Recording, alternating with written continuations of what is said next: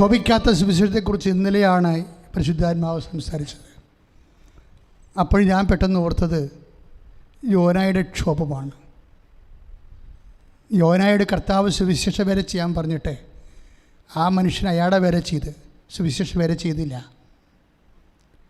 അവസാനം അയാളെ തിമിംഗലം വിഴുങ്ങി അയാളെ വീണ്ടും സുവിശേഷത്തിലേക്ക് തന്നെ തിരിച്ചു കൊണ്ടുവന്ന് അപ്പോഴവിടെ കിടന്നുറങ്ങുമ്പോൾ അയാൾക്ക് ഒരു ചൂരച്ചെടി ദൈവം മുളപ്പിച്ചു കൊടുത്തു തണലിന് വേണ്ടി. അപ്പോൾ ഒരു ഊഴാൻ വന്ന് ഒരു പുഴു വന്ന് ആ തണൽ വെട്ടിക്കളഞ്ഞ്. അപ്പോൾ യോന പുഴുവിനോടല്ല ക്ഷോഭിച്ചത്, ദൈവത്തോട് ക്ഷോഭിച്ചു. അപ്പോഴേ അത് യോനയുടെ പുസ്തകത്തിൽ 4-ാം അധ്യായമുണ്ട്. ദൈവം യോനായോട് ചോദിച്ചു, ആ ചെടിയെ ചൊല്ലി ക്ഷോഭിക്കാൻ നിനക്കെന്ത് കാരണം? അവൻ പറഞ്ഞു, കോപിക്കാൻ എനിക്ക് കാരണമുണ്ട്, മരണം വരെ ഞാൻ കോപിക്കും. അതാണ് യോന പറഞ്ഞത് 4:9. ദൈവം യോനായോട് ചോദിച്ചു, ആ ചെടിയെ ചൊല്ലി കോപിക്കാൻ നിനക്കെന്ത് കാര്യം? ആ ചെടിയെ ചൊല്ലി കോപിക്കാൻ നിനക്കെന്ത് കാരണം? അവൻ പറഞ്ഞു, കോപിക്കാൻ എനിക്ക് കാര്യമുണ്ട്, കോപിക്കാൻ എനിക്ക് കാരണം, മരണം വരെ കോപിക്കാൻ. അതായത് അപ്പോൾ ദൈവം പറയും, നീ നട്ടില്ല, നീ വളർത്തിയില്ല, അപ്പോൾ അതിനെ വെട്ടിക്കളഞ്ഞപ്പോൾ നിനക്കെന്ത് കാരണം കോപിക്കാൻ? പക്ഷേ ഇതങ്ങനെയല്ലല്ലോ. അമ്മയാണ് വചനമായി നാട്ടുകാരുടെ മുമ്പിൽ അപമാനത്തോടുകൂടി യേശുവിനെ ഗർഭം ധരിച്ചത്. അമ്മയാണ് ചാണാക്കുഴിയിൽ ഒരു വീട് പോലും കിട്ടാതെ അപമാനിതയായി യേശുവിനെ പെറ്റത്. അമ്മയാണ് കയ്യെ തൂക്കിപ്പിടിച്ച് നടന്ന് ഈ 12 വയസ്സെ വളർത്തിയത്. കോപിക്കാൻ അമ്മയ്ക്ക് അധികാരമില്ലേ? ദൈവവേദലെ ദൈവത്തോട് അധികാരമുണ്ടെങ്കിലും കോപിക്കാത്ത ഒരു സുവിശേഷ ശുശ്രൂഷ അല്ലെങ്കിൽ ഒരു വിശ്വാസി, അതാണ് നമ്മുടെ ലക്ഷ്യം. അതാണ് അമ്മയുടെ ആധ്യാത്മികത. സ്തുതിക്കട്ടെ.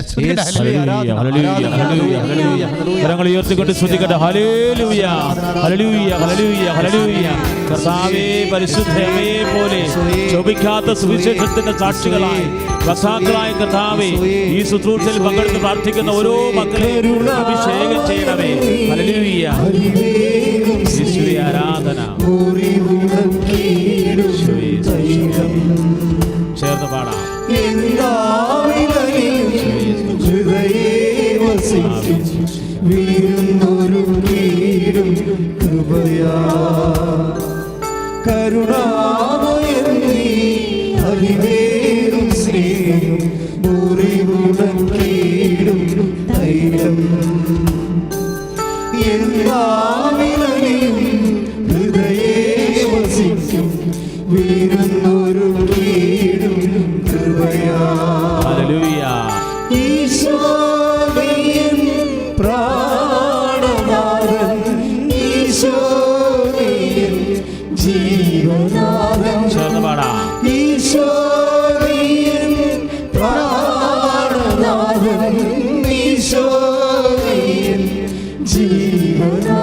കൈകൾ തുറന്ന്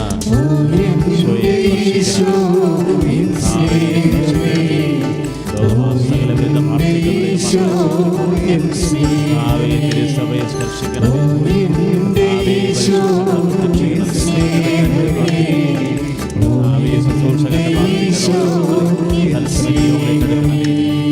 പരിശുദ്ധ പരമദിവ്യക്കാരുടെ നമ്മളിപ്പോഴും പരിശുദ്ധാത്മാവ് നമ്മളോട് പറഞ്ഞുകൊണ്ടിരിക്കുന്നത്, നമുക്ക് ദൈവത്തോട് ക്ഷോഭിക്കാൻ 2 അവസരങ്ങളുണ്ടാവും എപ്പോഴും. ഒന്ന്, ദൈവം തന്നെ ഉണ്ടാക്കി തരുന്ന അവസരങ്ങൾ ക്ഷോഭിക്കാൻ വേണ്ടി എന്തെങ്കിലും ഒരു കാരണമുണ്ടാകും. ദൈവത്തോട് ക്ഷോഭിക്കാൻ കാരണമുള്ളപ്പോഴും കാരണമില്ലാത്തവളെപ്പോലെയാണ് അമ്മ ജീവിച്ചത്. എനിക്ക് ക്ഷോഭിക്കാൻ ഒരു കാരണവുമില്ല. യോനാ പറഞ്ഞു, എനിക്ക് ക്ഷോഭിക്കാൻ, മരണം വരെ ക്ഷോഭിക്കാൻ കാരണമുണ്ട്. പക്ഷെ ഒരു കാര്യം അവനില്ലായിരുന്നു. അമ്മയ്ക്ക് മരണം വരെ ക്ഷോഭിക്കാൻ കാരണമുണ്ട്. പക്ഷേ എങ്കിലും ആ കാരണങ്ങളൊന്നും കാരണമായി അമ്മ കരുതിയില്ല. അമ്മയെല്ലാം ഹൃദയത്തിൽ സംഗ്രഹിച്ചു എന്ന് പറയുമ്പോൾ അതിലെല്ലാം ഇതുണ്ട്. കാര്യം നമ്മളിപ്പോൾ സംസാരിച്ചുകൊണ്ടിരിക്കുന്നത് ദൈവം നമ്മുടെ ജീവിതത്തിൽ ഉണ്ടാക്കി തരുന്ന ട്രബിളുകളാണ്. വേറൊരു അക്ഷരത്തിൽ പറഞ്ഞാൽ ദൈവത്തിന് വേണമെങ്കിൽ, ഇപ്പോൾ മത്തായിയുടെ സുവിശേഷത്തിലില്ലേ 8:2,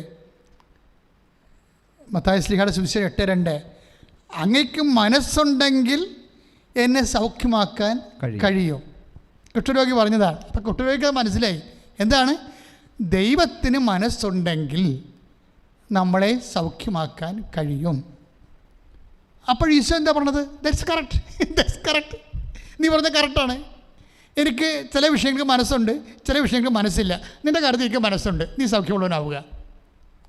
അപ്പോൾ നമ്മൾക്ക് ദൈവത്തിന് വേണമെങ്കിൽ, മനസ്സുണ്ടെങ്കിൽ ഒഴിവാക്കാമായിരുന്ന ഒത്തിരി പ്രശ്നം ദൈവം ഒഴിവാക്കാത്ത അനുഭവങ്ങൾ നമുക്കുണ്ടാവും. ഇപ്പോൾ ഇതെന്താ വിഷയം? പെട്ടെന്നാണ് ഈ അലർജി ചീർത്തിട്ട് വ്രണമായി വൃത്തികേടായി കിടക്കണം. പക്ഷേ ഈശോ സോറി, ഞാനിങ്ങനെ പരീക്ഷിക്കരുതായിരുന്നു നിന്നെ എന്ന് പറഞ്ഞില്ല. പിറ്റേ ദിവസം ആ കൈ പുതിയ കൈ പോലെയായിപ്പോയി. 6 വയസ്സുള്ള രോഗമാണെന്ന് നീ മനസ്സിലാക്കണം. ഇവളൊരു അനുതാപപ്പെട്ട് കഴിഞ്ഞപ്പോഴേ പിറ്റേ ദിവസം ആ കൈ പുതിയ കൈ പോലെ. ഇതെല്ലാം നടക്കുന്നത് 48 മണിക്കൂറുള്ളതാണ്. ദാറ്റ് മീൻസ് ദൈവം ഇന്നും നമ്മുടെ ജീവിതത്തിൽ ഇഷ്യൂസ് ഉണ്ടാക്കുന്നുണ്ട്. ഇല്ലെന്ന് പറയുന്നത് ദ ഗോഡ് ക്രിയേറ്റഡ് പ്രോബ്ലംസ്.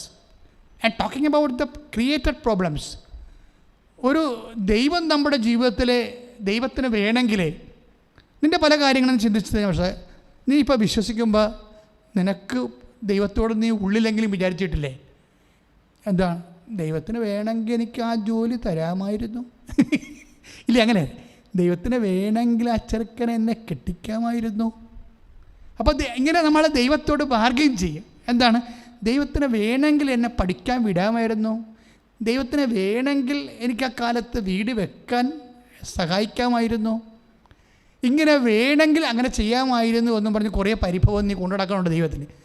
ഇത് ഇന്ന് സന്ധ്യക്ക് അല്ലെങ്കിൽ എപ്പോഴാണ് ഈ ധ്യാനം നീ കൂടുന്നത് അപ്പോഴെടുത്ത് മാറ്റിയേക്കണം. കാര്യം എന്താണെന്നറിയാവോ, നിൻ്റെ ദൈവം നീയെന്നും പറഞ്ഞ് ജീവിക്കുന്ന ആളാണ്. നിൻ്റെ ഈ തരികിട ചിന്താഗതിയൊന്നുമല്ല. അതായത് നിൻ്റെ ദൈവം നീയെന്നും പറഞ്ഞ് ജീവിക്കുന്ന ആളാണെന്ന് മനസ്സിലാകണമെങ്കിൽ നീ ഇച്ചിരിയും കൂടി വളരണം കൃപയിലും ദൈവസ്നേഹത്തിലും വിശ്വാസത്തിലും. എന്താണെന്നറിയാമോ, ഇപ്പോൾ ഈ 2 കേസ് മാത്രമല്ല, ഈശോ പണ്ട് മുതലേ ഇങ്ങനെ വൈകിക്കുന്ന ആളാണ്. മനഃപൂർവ്വം ചില കാര്യങ്ങൾ വൈകിക്കും. ഞാൻ ഈശോയോട് ചോദിച്ചിരിക്കേ, നമ്മുടെ ഈ മത്തായിയുടെ സുവിശേഷമില്ലേ 14-ാം അധ്യായത്തിൻ്റെ 25-ാം വാക്യം, മത്തായി 14:25 എന്നാ പറയണത്?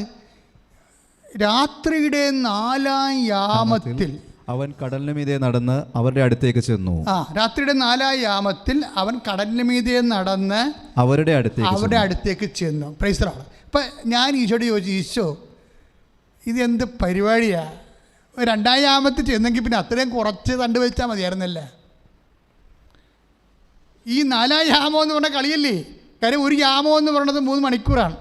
അതായത് 3-4-12 മണിക്കൂർ എന്ന് പറയുമ്പോൾ ഈശോ ചെന്നിരിക്കുന്ന സമയം ഏതാണ്? കൊച്ചു വെളുപ്പിനാണ്. ഒരു 4 മണിക്ക് പരുവത്തിൽ ചെന്നിരിക്കുകയാണ്. ദാറ്റ് മീൻസ് ആ പാവത്തുങ്ങളെ സന്ധ്യ തൊട്ട് വെളുപ്പിന് 4 മണി വരെ കടലിൽ തണ്ട് വലിക്കുകയായിരുന്നു. ഇതിൽ ഏത് സമയത്ത് വേണമെങ്കിലും ഈശോയ്ക്ക് ചെന്ന് മനസ്സാക്ഷി ഉണ്ടെങ്കിൽ ചെന്ന് അവിടെ കൂടെ ഏതായാലും ഈശോ എല്ലാം തുച്ചിട്ടുണ്ട്. എന്നാൽ പിന്നെ ഇത്തിരി നേരത്തെ എല്ലാം പാടില്ലേ? ചില സമയത്ത് നമ്മുടെ മനസ്സാക്ഷിയും ദൈവത്തിൻ്റെ മനസ്സാക്ഷിയും വ്യത്യസ്തമായിരിക്കും. ദൈവം ചില വിഷയത്തെ കരുതിക്കൂട്ടി താമസിക്കും. ആ കരുതിക്കൂട്ടി താമസിച്ചതിനെക്കുറിച്ച് അപ്പോസ്തലന്മാർ പോലും ആശ്ചര്യപ്പെടും. അവസാനം ഈ 4-ാം യാമത്തിൽ ചെല്ലുമ്പോൾ കടല്, നിങ്ങൾക്കറിയാവില്ലേ അവരുടെ അവസ്ഥ. ഞാനത് കണക്കൂട്ടി നോക്കി. യോഹന്നാൻ്റെ സുവിശേഷത്തിലെ 30 സ്ഥാദിയം എന്നാണ് എഴുതിയിരിക്കുന്നത്, സ്റ്റേഡിയം. ഈ ദിവസങ്ങളൊക്കെ ഞാൻ ഈ പണി തന്നെ ഇരുന്ന്. കാര്യം ഇത് ടാലിയാകാത്ത കുറേ ഭാഗങ്ങളുണ്ട്. അതുകൊണ്ട് അതായത് ലൂക്ക പറയും ബെത്സയിദയിൽ വെച്ചാണ് അപ്പം വർദ്ധിപ്പിച്ചതെന്ന് പറയും. അപ്പോൾ മർക്കോസ് പറയും ബെത്സയിദയിൽ വെച്ചല്ല വിജനപ്രദേശത്ത് വെച്ചാണെന്ന് പറയും. അപ്പോൾ യോഹന്നാൻ പറയും അത് ബെത്സയിദയാണ്, പക്ഷേ ബെത്സയിദ അതിന് 2 ബെത്സയിദ. എന്താണ്? ഫിലിപ്പ് രാജാവ് ഉണ്ടാക്കിയ ബെത്സയിദ ജൂലിയൂസ്, അതുപോലെ തന്നെ ഗലീലി ബെത്സയിദ, ഏത് ബെത്സയിദയാണെന്നുള്ളത്. അപ്പോൾ ഇതെല്ലാം തമ്മിൽ കണ്ടുപിടിച്ച് ഹരിച്ചും കുണിച്ചും കണ്ടുപിടിച്ച് എന്താ വെച്ചാൽ പിന്നെ അക്കരയ്ക്ക് പോയി മറുകരയ്ക്ക് പോയപ്പോൾ എവിടെ നിന്നാണ് മറുകരയ്ക്ക് പോയത് അതെല്ലാം കൺഫ്യൂഷനാണ്. അപ്പോൾ ഈ സുവിശേഷമായിരുന്നുണ്ട് ഈ ദിവസങ്ങളൊക്കെ ഞാൻ ഇത് തന്നെ നോക്കിക്കൊണ്ടിരിക്കുകയായിരുന്നു. മറുകര എന്ന് പറഞ്ഞാൽ എവിടെയാണ്? അപ്പോൾ നോക്കിയാൽ അവിടെ ഒരു ബെത്സയിദ ഉണ്ട്, അവിടെ ഒരു ഗനേസറത്തുണ്ട്, ഇപ്പുറത്തെ കരയിലാണ് ഒരു ബെത്സയിദ ജൂലീസ് ഉള്ളത്. അവിടെയാണ് അപ്പം വർദ്ധിപ്പിച്ചത്, ആ പാരമ്പര്യ വിശ്വാസം. പക്ഷേ അങ്ങനെയാണെങ്കിൽ ഇങ്ങോട്ട് വരുമ്പോൾ ഗനേസറത്താണ് ഉള്ളത്, മറുകരയ്ക്ക് പോകുമ്പോഴേ. അത് യോഹന്നാൻ അതിനോട് യോജിക്കുന്നുണ്ട്. അങ്ങനെയെങ്കിൽ എത്ര കിലോമീറ്ററാണിത് നോക്കിയപ്പോൾ 9 കിലോമീറ്ററുണ്ട്. ഈ ബെത്സയിദയിൽ നിന്നാണ് മറുകരയ്ക്ക് പോന്നിട്ടുണ്ടെങ്കിൽ അത് യോഹന്നാൻ്റെ സുവിശേഷത്തിൻ്റെ രീതി അതാണ്. അത് തീർച്ചയായിട്ടും കുറേ ഞാൻ യോഹന്നാനെ ഫോളോ ചെയ്യുന്നു. മർക്കോസിനെ ഫോളോ ചെയ്യുന്നതിനേക്കാൾ കുറച്ച് അക്രസിക്ക് നല്ലത് ഇയാൾ ഈ നാട്ടുകാരനാണ്. അവിടെ ടോപ്പോഗ്രഫി ഇപ്പോൾ യോഹന്നാനെ അറിയാം. ആ ബെത്സയിദക്കാരനാണ് യോഹന്നാൻ എന്ന് പറയുന്ന ആൾ. യോഹന്നാനും അതുപോലെ തന്നെ 2-3 ശിഷ്യന്മാർ അവിടെ നിന്നുണ്ട്. പത്രോസൊക്കെ അവിടെ നിന്നുള്ള ആൾക്കാരാണ്. പത്രോസ് പറഞ്ഞാണ് ഇതൊക്കെ സംഭവം കേട്ടറിഞ്ഞാണ് മർക്കോസിൻ്റെ സുവിശേഷത്തിൽ ഈ സംഭവം ഉള്ളത്. കാര്യം പത്രോസും ആ നാട്ടുകാരനാണ്. പക്ഷേ കൂടുതൽ നോക്കുമ്പോഴേ യോഹന്നാൻ കുറച്ച് അഗ്രസീവ് ചെയ്യണ പോലെയൊക്കെ തോന്നും. പക്ഷേ എനിവേ സുവിശേഷത്തിൻ്റെ വിഷയം എന്താണ്? യേശു ചെയ്തു. അത് ഓരോരുത്തരുടെ അക്കൗണ്ടിൽ അവരുടെ തിയോളജിക്കൽ ലക്ഷ്യമനുസരിച്ചുകൊണ്ട് അവർ ക്രമീകരിക്കുന്നതാണത്. അവരുടെ മനസ്സിൽ വിജയകുമാരത്തെ സമയത്ത് എന്നോട് ചോദിക്കും, അച്ഛാ അതെങ്ങനെയാണ് അവതരിപ്പിക്കേണ്ടതെന്ന് ഞാൻ ചോദിക്കും. അപ്പോൾ ഞാൻ അത് ഇങ്ങനെ അവതരിപ്പിച്ചാൽ വിജയകുമാർ നോനോ അതിവിടെ പറയാൻ പറ്റത്തില്ലെന്ന് പറയും. കാര്യം അത് തമിഴ് ക്രിസ്ത്യൻസ് ആയിരിക്കുന്ന സ്ഥലമാണ്, ചിലരും നോൺ ക്രിസ്ത്യൻസ് ഉള്ള സ്ഥലമാണ്. അപ്പോൾ അവിടെ ഈ സുവിശേഷം എങ്ങനെ അവതരിപ്പിക്കുക, അത് അതിനെ വേറെ രീതിയിൽ പറയണം. അതുപോലെ തന്നെ ഇതുപോലെ തന്നെ സുവിശേഷകന്മാർക്ക് സംഭവിച്ചിരിക്കുന്നത്, അവർ എവിടെയെല്ലാം സുവിശേഷം വേറെ ചെയ്തിട്ടുണ്ട്, ആ ജനങ്ങൾക്ക് വേണ്ടിയാണ് ഈ സുവിശേഷത്തിൻ്റെ അവരോട് ആഭിമുഖ്യമുള്ള ഭാഗങ്ങളെടുത്ത് ക്രമീകരിച്ച് ആണ് പറയണത്. അതാണ് സുവിശേഷത്തിൽ വ്യത്യസ്തമായ അക്കൗണ്ടുകൾ വരണത്. അപ്പോൾ ഞാൻ നോക്കിയപ്പോൾ ഒരു 9 കിലോമീറ്റർ ഉണ്ട്. 9 കിലോമീറ്റർ ഇവർ തുഴഞ്ഞിട്ടുണ്ടെന്ന് വെച്ചാൽ അത്രയും തുഴയാൻ സാധ്യതയില്ല. ഒരു 6 കിലോമീറ്റർ ഉറപ്പായിട്ടും അപ്പോസ്തലന്മാർ തുഴഞ്ഞിട്ടുണ്ട്. 4 കിലോമീറ്റർ എന്ന് പറയുമ്പോൾ 4 യാമോ എന്ന് പറയുമ്പോൾ 6 കിലോമീറ്റർ തുഴയാൻ ചിലപ്പോൾ എന്താ കാര്യത്തിൽ കടക്ഷോഭമല്ലേ, കാറ്റ്. പക്ഷെ കാറ്റ് അവസാനം ഉണ്ടായ സംഭവമാണ്. എങ്കിൽ തന്നെയും യേശുവിന് ഇതിലേതെങ്കിലും ഇപ്പോൾ 2 യാമത്തിലോ 1 യാമത്തിലോ ഒക്കെ വരാം. പക്ഷേ ഈശോ വരത്തില്ല. നമ്മുടെ ജീവിതത്തിൽ ഇത് തന്നെയാണ് സംഭവിക്കുന്നത്.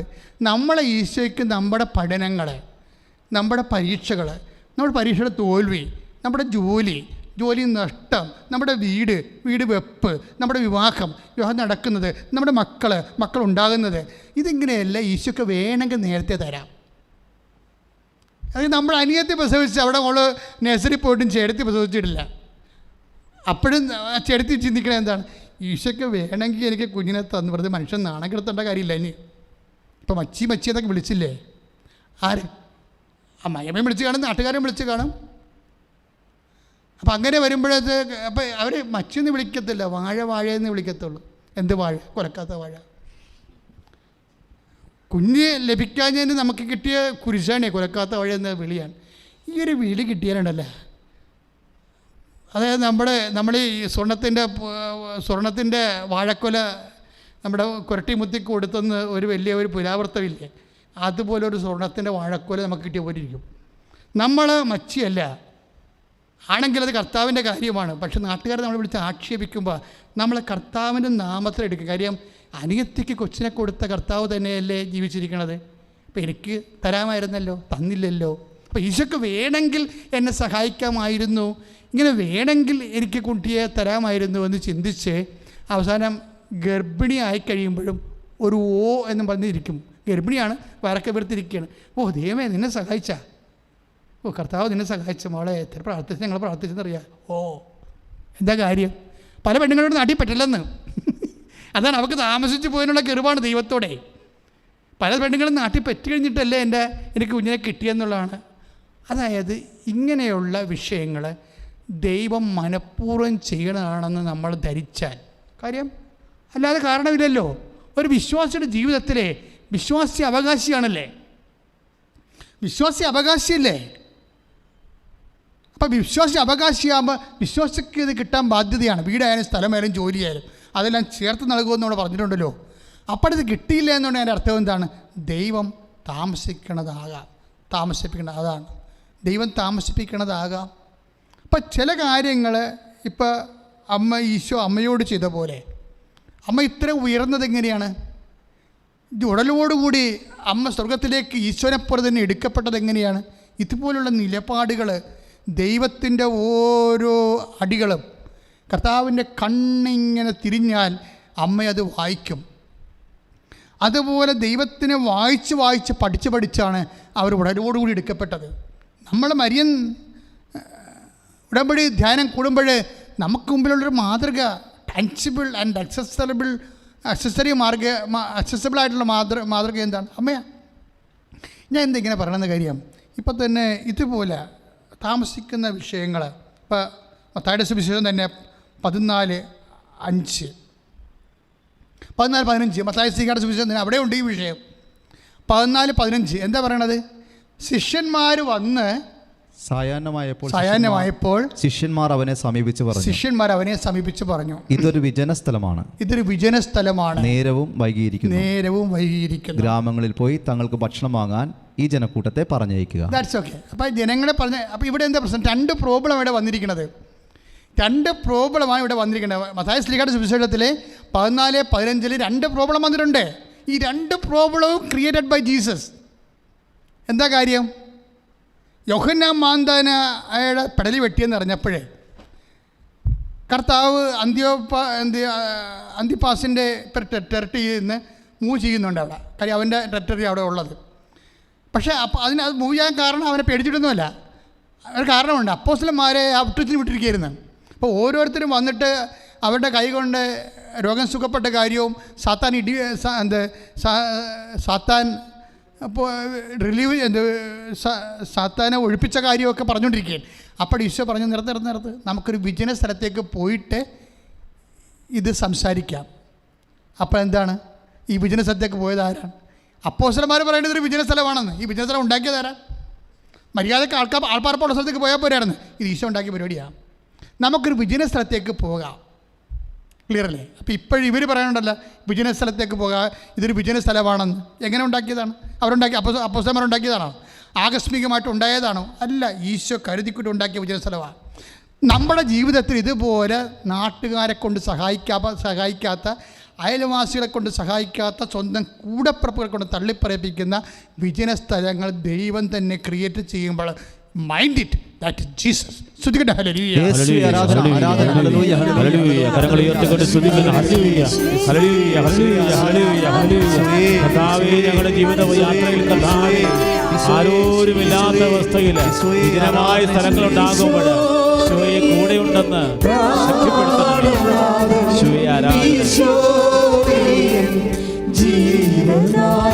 ചേർന്ന് പാടാം.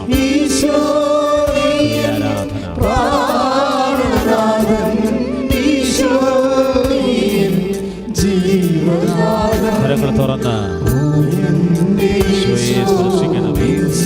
പരിശുദ്ധപരമായ ദിവ്യകാരുണ്യത്തിന് നേരവും ആരാധനയും സ്തുതിയും പുകഴ്ചയും ഉണ്ടായിരിക്കട്ടെ. പരിശുദ്ധ പരമ ദിവ്യകാരുണ്യത്തിന് നേരവും ആരാധനയും സ്തുതിയും പുകഴ്ചയുണ്ടായിരിക്കട്ടെ. യേശുവേ ആരാധന. പരമ ദിവ്യകാരുണ്യത്തിന് നേരവും ആരാധനയും സ്തുതിയും പുകഴ്ചയുണ്ടായിരിക്കട്ടെ. ഇപ്പോൾ ഈ വിജന സ്ഥലം ക്രിയേറ്റ് ചെയ്തത് ആരാണ്? ദൈവമാണ് ക്രിയേറ്റ് ചെയ്യണത്. നീ ഇപ്പോൾ പറയില്ല, എൻ്റെ അച്ഛാ ഇപ്പം എൻ്റെ വീട്ടിൽ ചെന്ന ഭാര്യ പോലും എന്നോട് മുഖത്ത് നോക്കി സംസാരിക്കണില്ല. അപ്പം നീ എന്ത് ചെയ്യണം? അത് വിജന സ്ഥലമായി ശരിക്കും. ചിലപ്പോൾ നിൻ്റെ കയ്യിൽ നിന്ന് നഷ്ടം വന്നായിരിക്കും കാര്യമേ, ബിസിനസ് പൊട്ടിപ്പോയതായിരിക്കും കാര്യം. ഭാര്യ അത് ഉൾക്കൊള്ളാനുള്ളൊരു മാനസികാവസ്ഥയിലേക്കല്ല അവർ ട്രെയിൻ ചെയ്ത് വന്നത് കുഞ്ഞുനാൾ മുതലേ. ചിലപ്പോൾ എല്ലാം നല്ലത് തന്നെ കണ്ട് വളർന്നു വന്ന ആളായിരിക്കും, മോശം കണ്ട് വളർന്ന് കാണത്തില്ല. അപ്പം അവർ നിൻ്റെ മോശം കണ്ടപ്പോഴും ഉൾക്കൊള്ളാൻ പറ്റത്തില്ല, അവർ മിണ്ടണില്ല. ഇപ്പം വിജന സ്ഥലമായി. ഇതാണ് വിജന സ്ഥലം. ദ ഗോഡ് ക്രിയേറ്റഡ് ആയിട്ടുള്ള ഇതുപോലെ barren land. The barren land created by God in your life നിൻ്റെ ജീവിതത്തിൽ ഉണ്ടാകും. ഇതൊക്കെ സംഗ്രഹിക്കാനുള്ളതാണെന്നാണ് അമ്മ പറഞ്ഞത്. വിജന സ്ഥലങ്ങളെല്ലാം എന്തിനുള്ളതാണ്? സംഗ്രഹിക്കാനുള്ളതാണ്. ഇപ്പോൾ എന്താണ് നമ്മൾ മുമ്പ് വായിച്ചത്? 14:15 വായിച്ചേ. സായാഹ്നമായപ്പോൾ ശിഷ്യന്മാർ അവനെ സമീപിച്ച് പറഞ്ഞു. മത്തായി ശ്ലീഹ, ഇതൊരു വിജന സ്ഥലമാണ്, നേരവും വൈകിയിരിക്കുന്നു. ഈ നേരം വൈകിയത് എങ്ങനെയാണ്? നേരം വൈകിച്ചതാണ്. മര്യാദയ്ക്ക് വലിയ 5 മണിക്ക് ചാപ്റ്റർ ക്ലോസ് ചെയ്ത് പിള്ളേരെ പറഞ്ഞ് വിട്ടിട്ടുണ്ടായിരുന്നു. വീട്ടിൽ അവിടെ ഇരുത്തി സംസാരിച്ചാണ് സംഭവിച്ചത്. നേരം വഹിച്ചത് ആരാ? ഈശോയാണ്. ആരാ നേരം വഹിച്ചത്? നിൻ്റെ കല്യാണം വഹിച്ചത് ആരാണ്? നിനക്ക് മക്കളുണ്ടാകണത് വഹിച്ചത് ആരാണ്? ഈശോയാണ്. എന്താ കാരണം? ഒരു നാണയത്തൊട്ട് തന്നെ കുടികൾ വെക്കപ്പെടുന്നില്ലേ? അതൊന്നുപോലെ എൻ്റെ സ്വർഗസ്ഥനായ പിതാവ് അറിയാൻ താഴെ വീഴുന്നില്ലെങ്കിൽ എല്ലാ വീഴ്ചയും ദൈവം അറിഞ്ഞുകൊണ്ടാണെങ്കിൽ ദൈവത്തിന് അവിടെ എന്തോ നിന്നോട് പറയാനുണ്ട്. ദൈവത്തിന് എന്തോ പാഠമുണ്ട് നിന്നോട് പറയാൻ. കാര്യം ദൈവം എന്ന് പറയുന്നത് എല്ലാം പാഠമാണല്ലോ. കഴിഞ്ഞ പ്രാവശ്യം ഞാൻ എന്താ പറഞ്ഞത്? എല്ലാം പരിശീലനമാണെന്ന്. അവരെല്ലാവരും ദൈവത്താൽ പഠിപ്പിക്കപ്പെടും. ഏത് ജനതയോട് ദൈവം പറഞ്ഞിട്ടുണ്ട്? യോഹന്നാൻ 6:45 അവരെല്ലാവരും ദൈവത്താൽ പഠിപ്പിക്കപ്പെടും. ദൈവത്തിൻ്റെ മെയിൻ ജോലി എന്താണ്? പഠിപ്പിക്കുകയാണ്. ആരെ പഠിപ്പിക്കും? സ്വന്തം മക്കളെ. സാത്താൻ്റെ കണ്ടവൻ്റെ മക്കളെയല്ല, സ്വന്തം മക്കളെ. അവിടെ ജീവിതത്തിൽ 5 മിനിറ്റ് നേരത്തെ ആയാലും 5 മിനിറ്റ് വൈകിയാലും ദൈവവൈതലെ നിൻ്റെ ദൈവം അറിയുമെന്ന് പറയുന്ന പുസ്തകത്തിൻ്റെ പേരാണ് ബൈബിള്. ദൈവവൈതലെ ഓരോ അകൽച്ചയും അവസാനമേ രസം എന്ന് വെച്ച് കഴിഞ്ഞാൽ ഇതിനകത്ത് ഈ ഡിസ്ക്രിപ്ഷൻ ഭയങ്കരമായ നമ്മുടെ ഈ മർക്കോസിൻ്റെ സുവിശേഷത്തിൽ പറഞ്ഞിരിക്കണതേ, കർത്താവ് കടലിൻ്റെ മീതെ നടന്നു വന്നപ്പോഴേ ഇവർ ഭൂതം എന്നൊക്കെ പറഞ്ഞു. സ്വാഭാവികമായിട്ട് അന്നത്തെ വിശ്വാസമാണത്. പക്ഷേ അതിനുശേഷം ഇവർ വള്ളത്തിൽ കയറ്റുന്നുണ്ട്. ആരെ? യേശുവിന്. മർക്കോസാണ് വള്ളത്തെ കയറ്റണത്, യോഹന്നാൻ വള്ളത്തെ കയറ്റത്തില്ല. കാര്യം രണ്ടുപേരുടെയും ലക്ഷ്യം വേറെയാണ്. മർക്കോസിൻ്റെ സുവിശേഷം ഏതാണ്ട് ആദ്യകാലങ്ങളിൽ എഴുതിയതാണ്. കർത്താവ് കൂടെ ഉണ്ടാകും എന്ന് പറയുന്ന കൈപിടിച്ച് നടക്കുന്ന ഒരു കാലമുണ്ട്, ആദിമസഭയെ വളർത്തിയ കാലം. ആദിമസഭ മാർക്കോസിൻ്റെ കാലം സുവിശേഷം എഴുതുന്നത് റോമാലേഖനം അല്ലെങ്കിൽ കൊരിന്ത്യസ് ലേഖനം ഒക്കെ എഴുതി കഴിഞ്ഞതിന് ശേഷം ആദ്യം എഴുതുന്ന സുവിശേഷമാണ്. അപ്പോൾ ആ കാലങ്ങളിൽ മർക്കോസിൻ്റെ കമ്മിറ്റിയോട് പറയുന്നത് ഇതാണ്: ഏത് കടക്ഷോഭം ഉണ്ടായാലും, ഏത് കൊടുങ്കാറ്റുണ്ടായാലും ഒടുവിൽ കർത്താവ് വന്ന് നിൻ്റെ കുടുംബത്തിൻ്റെ വള്ളത്തെ കയറുമെന്ന് പറയും. യോഹന്നാൻ പക്ഷേ എഴുതുന്നത്, സുവിശേഷം എഴുതുന്നത് അങ്ങനെയുള്ള മുട്ടായി കൊടുത്തുള്ള സുഖിപ്പിക്കൽ യോഹന്നാൻ്റെ സുവിശേഷത്തിലില്ല. കുറച്ചുകൂടി മച്ചുറായി ആദിമസഭ വളർന്ന് ഡയോക്ലേഷ്യനെ കണ്ടു, കലിഗുലായെ കണ്ടു. അവന്മാരുടെ കയ്യിരിപ്പ് അനുഭവിച്ചതിന് ശേഷം വെയിലിൽ കുരുത്തത്, തീയിൽ കുരുത്തത്, വെയിലത്ത് വാടാത്ത ഒരു സഭയോട് യോഹന്നാൻ AD 84 സുവിശേഷം എഴുതുന്നത്. യോഹന്നാൻ പറയും, കർത്താവ് നിൻ്റെ വള്ളത്തെ കയറത്തില്ലെന്ന് പറയും. നീ അത് മുഖച്ചേ ഇരിക്കണ്ട, കർത്താവ് നിൻ്റെ വള്ളത്തെ കയറത്തില്ല. നിൻ്റെ കടൽ നീ തന്നെ മുറിച്ചും തുഴഞ്ഞ് മുറിച്ച് കടക്കണം. അയ്യോ, എന്ത് മനോഹരമാണ്! കിടക്കാൻ നേരത്താണ് ഞാൻ ഇതെല്ലാം വായിച്ചും പഠിച്ചും കിടക്കാൻ നേരത്താണ് പെട്ടെന്ന് കർത്താവ് പറഞ്ഞത്. ഞാൻ പിന്നെ എഴുന്നേറ്റ് പുതപ്പൊക്കെ മാറ്റി തിരിച്ചു വന്ന് എഴുതി. കർത്താവെ സൂപ്പറായിരുന്നു. എന്താണ്? യോഹന്നാൻ കർത്താവിന് വള്ളത്തെ കയറ്റുന്നില്ല. അങ്ങനെയുള്ള താൽക്കാലികമായ ഒരു സാന്ത്വനമൊന്നും കൊടുക്കണമില്ല. നിൻ്റെ കടലെ ഞാൻ കൂടെ ഉണ്ടാകും, ഞാൻ കൂടെ ഉണ്ടാകും. അത് 28:20 പറഞ്ഞിട്ടാണ് പോണത്. മത്തായിയുടെ സുവിശേഷം 28:20 പറഞ്ഞിട്ട് യുഗാന്ത്യം വരെ I will be with U unto the last. അന്ത്യം വരെ ഞാൻ കൂടെ ഉണ്ടാകും എന്ന് വെച്ചാൽ നിൻ്റെ വള്ളത്തിലുണ്ടാകണോ എന്ന് ധരിക്കരുത്. നിൻ്റെ ചുറ്റുവട്ടങ്ങളിൽ നീ എൻ്റെ കൺമുമ്പിലായിരിക്കും. നിൻ്റെ ഒരു രോമം കൊഴിഞ്ഞു പോകാൻ ഞാൻ അനുവദിക്കത്തില്ല. I will be with you. അത് നിൻ്റെ കൂടെ ആയിരിക്കും. അതായത് ഇങ്ങനെ പൊക്കിയിട്ട് തിരമാലകൾ ഉയർന്ന് തട്ടിപ്പൊക്കിയിടുകയും പിന്നെയും ഉയർത്തിക്കൊണ്ട് വരികയും ചെയ്യുന്ന തിരമാലകളിൽ തണ്ട് വലിക്കുമ്പോൾ തിരയിലും പൊക്കിപ്പിടിച്ച് നിർത്തിയിരിക്കുന്ന വള്ളത്തെ തണ്ട് വിളിച്ച ആകാശത്ത് തണ്ട് വലിക്കണ പോലെ ഇരിക്കും. ആ ഇരുട്ടത്ത് എങ്ങനെ വള്ളം മുന്നോട്ട് പോകാനാണ്? അപ്പോഴും വള്ളത്തെ കയറാത്ത ഈശോ, പക്ഷേ വള്ളത്തെ കയറാതെ അവർക്കൊപ്പം നടക്കുന്ന ഈശോ. അത് സുന്ദരമാണ്. ഒപ്പം നടക്കുന്ന ഈശോ. അപ്പോൾ ആ നടന്ന് വരുമ്പോഴേ കർത്താവ് എന്താ പറയണത്? നിൻ്റെ വള്ളം, നിൻ്റെ വിശ്വാസ ജീവിതം, നിൻ്റെ പ്രത്യാശയുടെ ജീവിതം, നിൻ്റെ സുവിശേഷ സാക്ഷികളുടെ ജീവിതം നീ തന്നെ ഒറ്റക്ക് തുഴഞ്ഞ് നിൻ്റെ കടൽ നീ മുറിക്കും. നീ മുറിക്കണത്രയും വരം നിന്നെ മുറിക്കാൻ വേണ്ടി ഒരാവേശമായി എൻ്റെ സാന്നിധ്യം നിൻ്റെ കൂടെ ഉണ്ടാകും. ഒരിക്കലും നിനക്കുണ്ടാകുന്ന ക്രെഡിറ്റ് ഞാൻ വന്ന് സഹായിച്ച് ഞാനായിട്ട് അടിച്ചു മാറ്റത്തില്ല. അത് നിനക്ക് തന്നെയായിരിക്കും. കാര്യം നീ വിളിക്കപ്പെട്ടിരിക്കുന്നത് റോമ 6 അനുസരിച്ചിട്ട് വിശുദ്ധനാകാനും വിശുദ്ധനാകാൻ വേണ്ടി വിളിക്കപ്പെട്ടവരാണെങ്കിൽ നിൻ്റെ കടൽ മുറിക്കാൻ നീ തന്നെ നിൻ്റെ തണ്ട് വലിച്ച് നീ തുഴഞ്ഞ് നിൻ്റെ കടൽ നീ മുറിച്ച് കയറും. അതെന്തൊരു സുന്ദരമാണ്. 6:19, 6:21 ആ സുവിശേഷമുണ്ട്. ശ്രുതികട്ടെ ഹല്ലേലൂയ. 6:19 മുതൽ 6:21 വരെ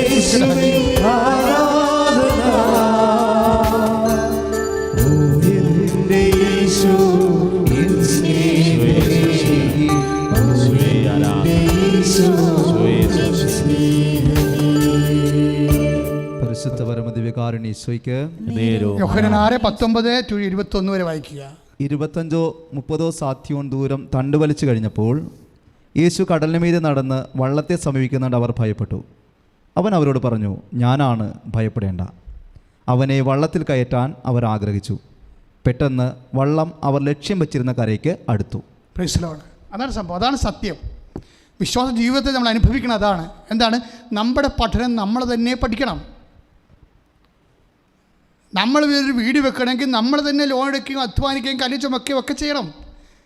നമ്മുടെ പരീക്ഷ നമ്മൾ തന്നെ എഴുതണം. നമ്മുടെ യാത്ര നമ്മൾ തന്നെ ചെയ്യണം. അല്ല ഈശോ വന്നിട്ട് നമ്മൾ എടുത്തുകൊണ്ട് പോയി നമ്മുടെ യാത്ര ഈശോ ചെയ്ത് തരത്തില്ല. അതായത് ഒരു ഗ്രോൺ അപ്പ് മച്വർ ക്രിസ്ത്യൻ, അതായത് ഒരു തലമുറ കഴിഞ്ഞ് AD 84 സുവിശേഷം എഴുതുമ്പോൾ ഡയോക്ലിഷ്യനെ കണ്ടൊരു സഭയാണത്, കലിഗുലായെ കണ്ടൊരു സഭയാണത്, അതായത് നീറോയെ കണ്ടൊരു സഭയാണ്, തീയിൽ കുരുത്ത ഒരു സഭയാണ്. അത് വെയിലത്ത് വാടത്തില്ലെന്ന് പറഞ്ഞുകൊണ്ട്, കാരണം എന്താണ്? അവൻ്റെ നാഥൻ ക്ഷോഭിക്കുന്ന കടൽപ്പുറങ്ങളിലൂടെ അവർക്കൊപ്പം സമാന്തരമായി നീങ്ങും. നമ്മുടെ കടലെ നമ്മൾ തന്നെ തുഴഞ്ഞ് നമ്മുടെ ലക്ഷ്യത്തിലെ വിശ്വാസം പ്രഖ്യാപിച്ചുകൊണ്ട് എത്തിച്ചേരും. അതിൻ്റെ വിജയം മുഴുവനും ദൈവം നമ്മുടെ മുമ്പിൽ തന്നെ നമ്മുടെ കൃപയായി അത് മാറും. അതിമനോഹരമാണ് യോഹന്നാൻ്റെ സുവിശേഷം ആ വിഷയത്തോടുള്ള അപ്രോച്ച് എന്ന് പറയുന്നത്. ഒരുപക്ഷെ അമ്മയുടെ ജീവിതവും ഇതുപോലെ തന്നെയായിരുന്നു. അമ്മയുടെ കടൽ അമ്മ തന്നെ നീന്തി, അമ്മയുടെ കടലെ അമ്മ തന്നെ നീന്തി. അത് കുരിശു വരെ, പുൽക്കൂട് തൊട്ട് പുൽകുന്ന നൊമ്പരക്കടല് കുരിശോളം കൂട്ടായി വന്നിട്ട് അവരാരോടും ക്ഷോഭിക്കാത്ത സുവിശേഷമായി നിന്നുകൊണ്ട് ദൈവത്തിൻ്റെ ജോലി, ഇത് കർത്താവിൻ്റെ ദാസി, നിൻ്റെ വചനം പോലെ ഇതിൽ നിറവേറട്ടെന്ന് പറഞ്ഞുകൊണ്ട് എൻ്റെ ദൈവത്തിൻ്റെ ജീവിതത്തിൻ്റെ കുറച്ച് വിഷയങ്ങൾക്കെങ്കിലും, അതായത് ദൈവം ഇതുപോലെ മനഃപൂർവ്വം വൈകിക്കുന്ന വിഷയങ്ങൾക്കെങ്കിലും നിങ്ങൾ ദൈവത്തിൻ്റെ തിരുമനസ്സ് നിറവേറ്റിക്കൊണ്ട് ദൈവത്തിൻ്റെ ദാസിയാകാൻ, അതിൽ നിന്നാണ് നമുക്ക് വരുമാനം. പ്രാർത്ഥിക്കുമ്പോൾ തന്നെ, ഉടമ്പടി എടുക്കുമ്പോൾ തന്നെ കിട്ടിയെന്നും പറഞ്ഞുകൊണ്ട് ആയിരക്കണക്കിന് മനുഷ്യർ സാക്ഷ്യം പറയുമ്പോഴേ, ഉടമ്പടി എടുക്കുമ്പോൾ ചില കാര്യങ്ങൾ എനിക്ക് ഇന്നും കിട്ടിയിട്ടില്ലെന്ന് പറയുന്നുണ്ടെങ്കിൽ അവിടെയാണ് ദൈവത്തിൻ്റെ കോളമെന്ന് പറയുന്നത്, അതാണ് ദൈവം നിൽക്കുന്ന സ്ഥാനമെന്ന് പറയുന്നത്. അതാണ് നിത്യം നിനക്ക് കൃപയായി, നിനക്ക് ഓഹരിയായി കർത്താവിൻ്റെ ഇട്ടുകൂട്ട്, കർത്താവിന് നിനക്ക് വേണ്ടിയുള്ള നിക്ഷേപം, നിൻ്റെ കൃപയുടെ താഴം. ശ്രുതികട്ടെ.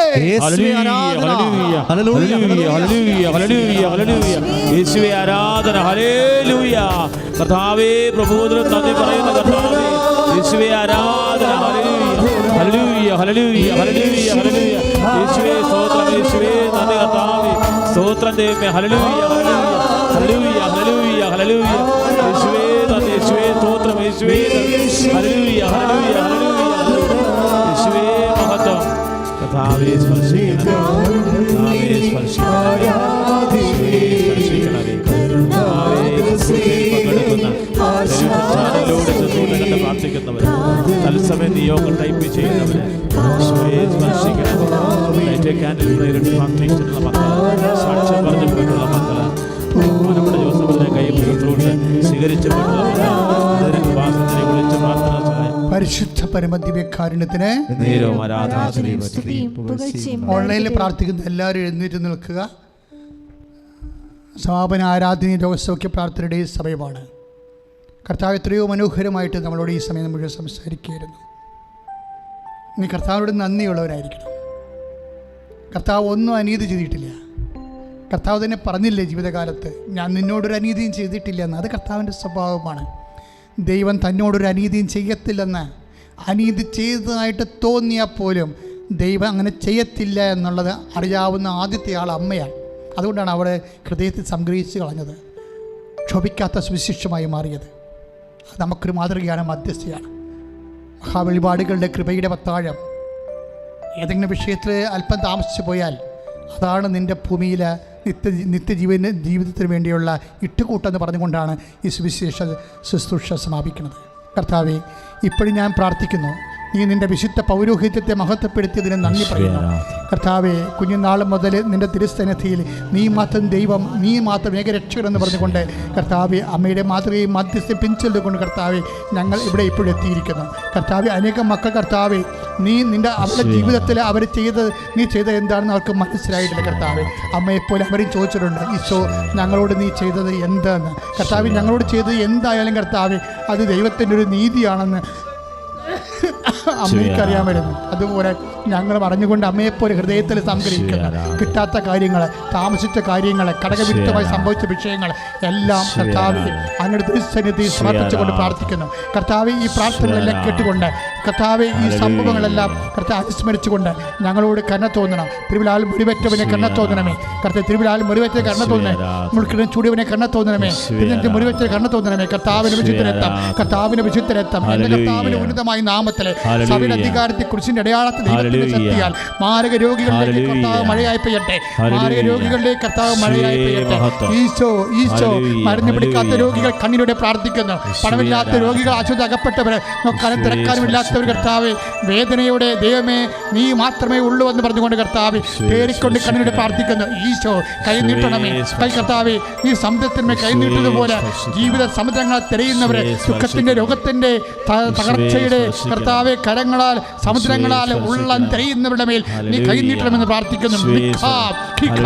കർത്താവെ അവൻ കൈ നീട്ടെ, സമുദ്രത്തിലേക്ക് കൈ നീട്ടെ, ക്ഷോഭിക്കുന്ന സമുദ്രത്തിലേക്ക് കൈ നീട്ടിക്കൊണ്ട് അവൻ പറഞ്ഞു അടങ്ങുക, ശാന്തമാവുക. ആ കൈകള് കർത്താവെ പുരുഷാന്തങ്ങളുടെ മാന്ത്രങ്ങളുടെ കർത്താവെ വേദനിക്കുന്ന മനുഷ്യരാശിയുടെ മേൽ കർത്താവ് നീട്ടിയ അതേ കൈകൾ കർത്താവെ ഇപ്പോഴും നീട്ടണമെന്ന് പ്രാർത്ഥിക്കുന്നു. ഈ ധ്യാനം ഓൺലൈനിൽ കണ്ടിരിക്കുന്ന ഓരോ കുടുംബങ്ങൾ കർത്താവെ ദുഃഖക്കടലായി സങ്കടക്കടലായി തിരയുന്ന കുടുംബങ്ങൾ, മക്കളുടെ ദുർനടപ്പുകള് കർത്താവ്, മക്കളുടെ തെറ്റായ ബന്ധങ്ങൾ കർത്താവ്, പാപകരമായ ജീവിതങ്ങൾ കർത്താവ്, ആ പാപക്കടലിലെ കർത്താവ് അടങ്ങുക, ശാന്തമാവുക കർത്താവ് നിന്റെ കൈ നീട്ടണമെന്ന് പ്രാർത്ഥിക്കുന്ന കർത്താവ്. തിരയെ മുറിച്ചു കടന്ന് അവനവന്റെ കടലുകൾ അവനവന്റെ വിശ്വാസത്തോടെ അവനവന്റെ കുടുംബത്തോടിൽ അവനവൻ നുഴയുമ്പോഴേ കർത്താവ് ചാരേ വന്നണയുന്നവനെ കൂടെ സഞ്ചരിക്കുന്നവനെ സമാന്തര സഞ്ചാരി കർത്താവെ, ഞങ്ങളുടെ സങ്കടങ്ങളുടെ സമാന്തര സഞ്ചാരി ഞങ്ങൾ സ്തുതിക്കുന്നു, വാഴ്ത്തുന്നു, നന്ദി പറയുന്നു. ഉന്നതമായ നാമത്തിലെ മാരക രോഗങ്ങളെ, ഉന്നതമായ നാമത്തിലെ വേദനകളെ, ഉന്നതമായ നാമത്തിലെ കുടുംബത്തിന്റെ സങ്കടത്തിന്റെ രോഗത്തിന്റെ കടങ്ങളുടെ കടലുകളെ, സങ്കട കടലുകളെ തിരയുന്ന ഹൃദയങ്ങളെ യേശുവിന്റെ നാമത്തിൽ കൽപ്പിക്കുന്നു. അടങ്ങുക, യേശുവിന്റെ നാമത്തിൽ കൽപ്പിക്കുന്നു. ശാന്തമാവുക. ശ്രദ്ധിക്കട്ടെ.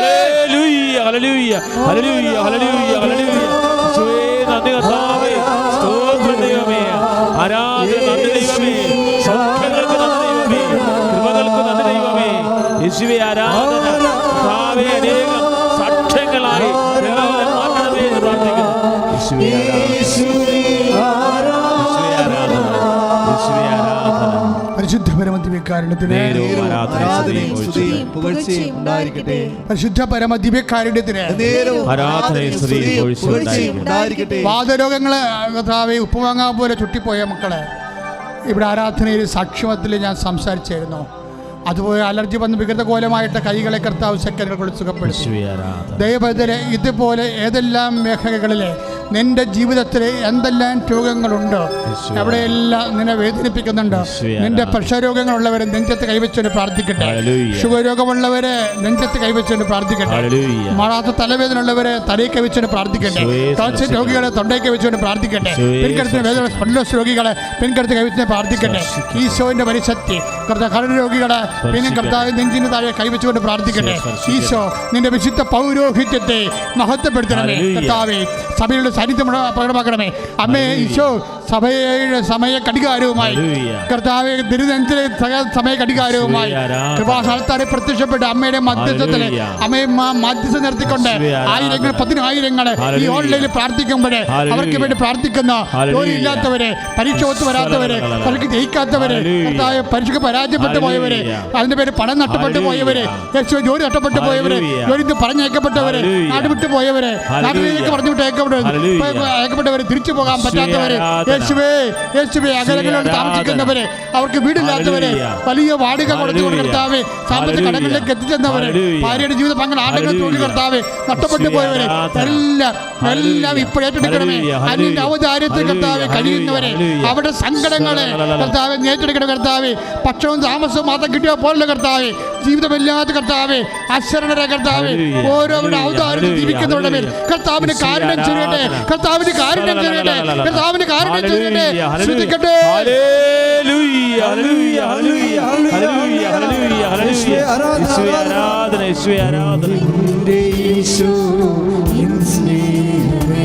ചേർന്ന് പാടാം.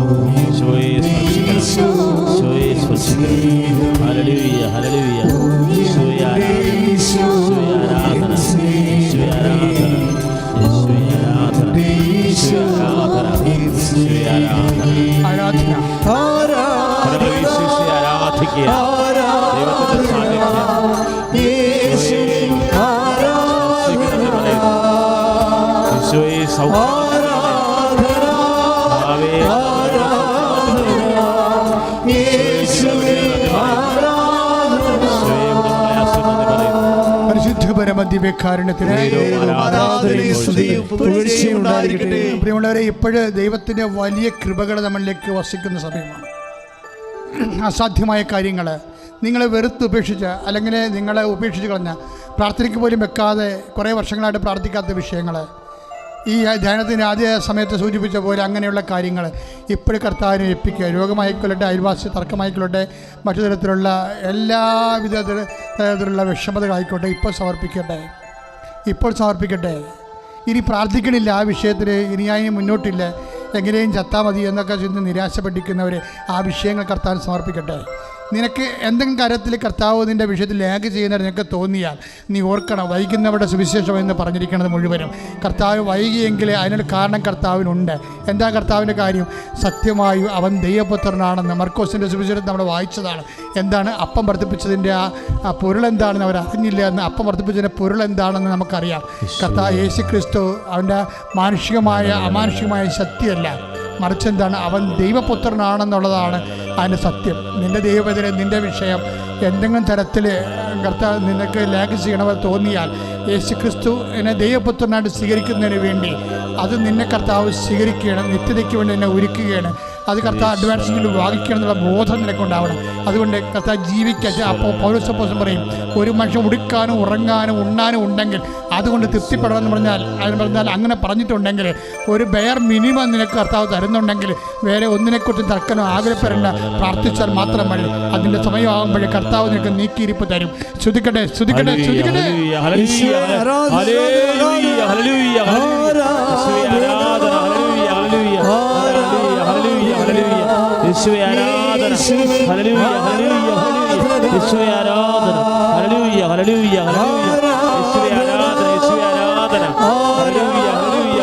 ഹല്ലേലൂയ യേശുവേ ആരാധന,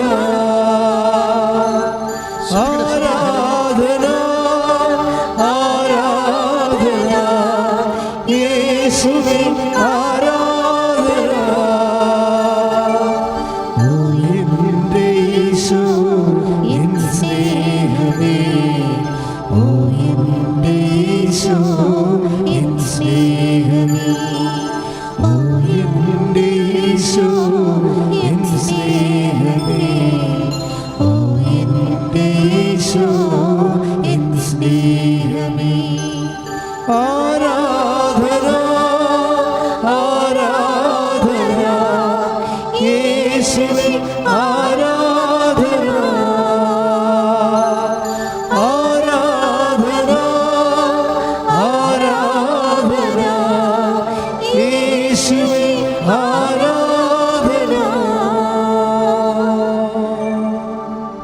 പരിശുദ്ധ പരമദിവ്യകാരുണ്യത്തിന് ആരാധനയും സ്തുതിയും പുകഴ്ചയും ഉണ്ടായിരിക്കട്ടെ. പരിശുദ്ധ പരമദിവ്യകാരുണ്യത്തിന് ആരാധനയും സ്തുതിയും പുകഴ്ചയും ഉണ്ടായിരിക്കട്ടെ.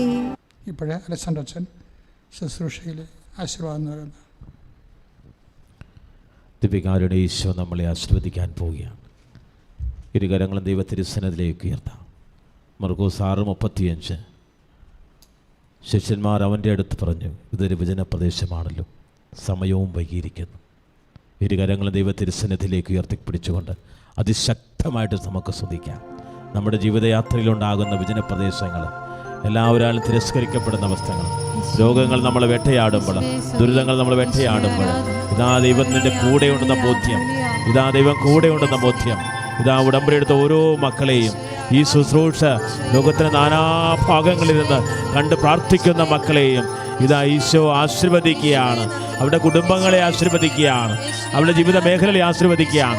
ഓൺലൈൻ ഉടമ്പടി എടുത്ത് പ്രാർത്ഥിക്കുന്ന മക്കൾ, ലൈറ്റ് അക്കാദമി പ്രയർ റിക്വസ്റ്റ് പ്രാർത്ഥിക്കുന്ന മക്കൾ, OET IELTS എക്സാം എഴുതുന്ന മക്കൾ, നൈപുണ്യ പരീക്ഷകൾ, യോഗ്യതാ പരീക്ഷകൾ എഴുതുന്ന മക്കൾ, മാരക രോഗികളായിട്ടുള്ളവരെ, അനേകായിരങ്ങൾ ബഹുമാനോട് ജോസഫത്തിന് കൈശുശ്രൂഷ സ്വീകരിച്ചവർ, അവരെല്ലാം കർത്താവ് സൗഖ്യം നൽകി ആശീർവദിക്കുകയാണ്.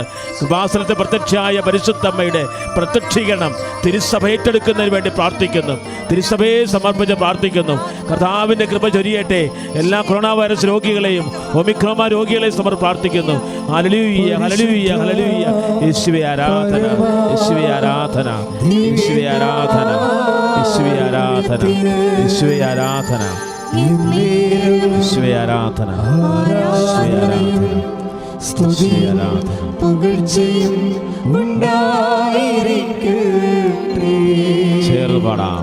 പരിശുദ്ധ പരമാ ദിവ്യകാരുണ്യത്തിന് എന്നേരം ആരാധനയും സ്തുതിയും പുകഴ്ചയും ഉണ്ടായിരിക്കട്ടെ. പരിശുദ്ധ പരമാ ദിവ്യകാരുണ്യത്തിന് എന്നേരം ആരാധനയും സ്തുതിയും പുകഴ്ചയും ഉണ്ടായിരിക്കട്ടെ. പരിശുദ്ധതേ മാതാവേ,